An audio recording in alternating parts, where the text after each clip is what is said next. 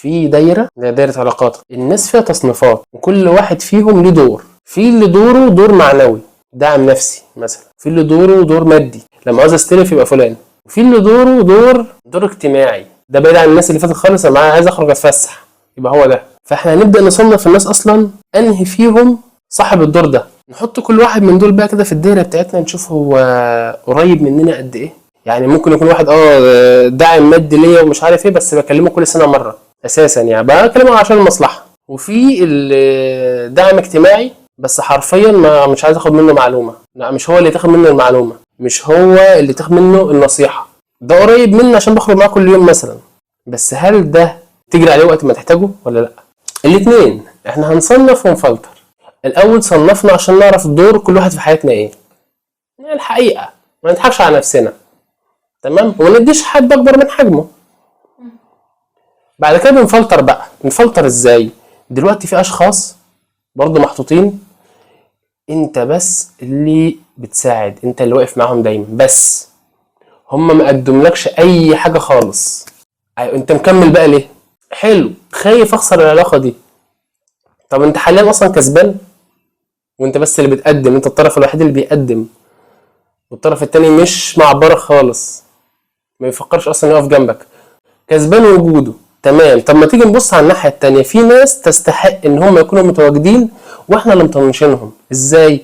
الناس دي هم اللي بيجوا يقفوا جنبنا ويقدموا المساعده من غير ما نطلب، مجرد ما سمعوا بس كده ان عندك ظرف ولا محتاج حاجه جم وقفوا جنبك كده لله في لله، ومش مستنيين المقابل ولا مستنيين الرد ده.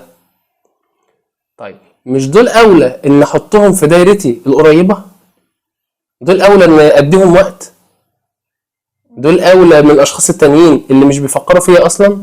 في اشخاص تانية بتفكر فيا بدون مقابل، طب ما دول اللي يستحقوا ان انا اقربهم واديهم وقت واديهم مجهود واوطد علاقتي معاهم واعرف تفاصيل عنهم اكتر. اللي انا بديهم هم كمان يدوني، صح؟ دول اصلا مصنفهم ايه بالنسبه لي؟ صحاب، قرايب، معارف. لازم نفرق بين الصحاب والقرايب والمعارف، تمام؟ وخصوصا بقى لو قرايب من حته الاهل. ناحيه الاهل عشان حته الاحراج وحته صله الرحم هنقول ادي بدون مقابل، حتى يعني بالذات الاب والام هندي بدون مقابل، تمام. بس الموضوع هيقتصر على ايه؟ وقت الاذيه ما اعرفكش نبعد عنه، بس نبعد عن الاذيه. غير كده في عطاء قدر تقدمه كمل فيه.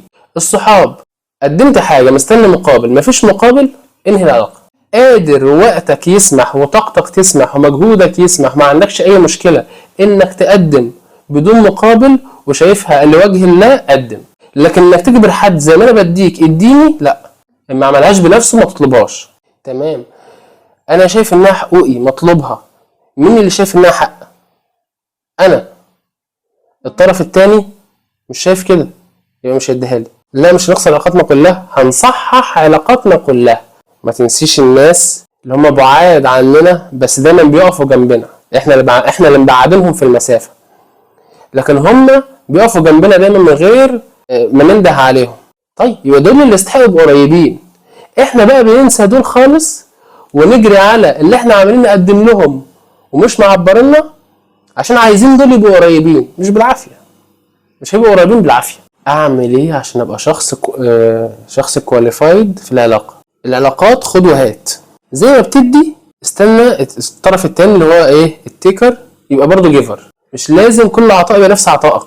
انت بتساند، انت جيفر لشخص بحاجه ما، الشخص التاني جيفر ليك بحاجه تانية خالص. الفكره ان كده في ايه علاقه متبادله، مش شرط الشخص اللي معاك يديك نفس الحاجه اللي هو بياخدها منك. برتبط بالناس جدا، ما اقدرش اتخلص من علاقاتي بسهوله. سبب التخلص اصلا من العلاقه ده نمره واحد تخليه قدامك، تكتبه بقى تفضل فاكره، خلي السبب ده قدامك، عشان اللي منعك خوفك من ان انت مبقاش معاك علاقات، ان انت مفيش حد حواليك. لكن ده غلط. انت تقدر تعمل علاقات، تقدر تخلي فيه حد مفيد ليك، حد يحترمك يقدرك يبقى موجود في علاقتك. انت اللي خايف تجرب. يبقى احنا دلوقتي هنمسك في السبب الاصلي وتكمل تاني في طريقك، لانك هتلاقي الشخص اللي انت عايزه.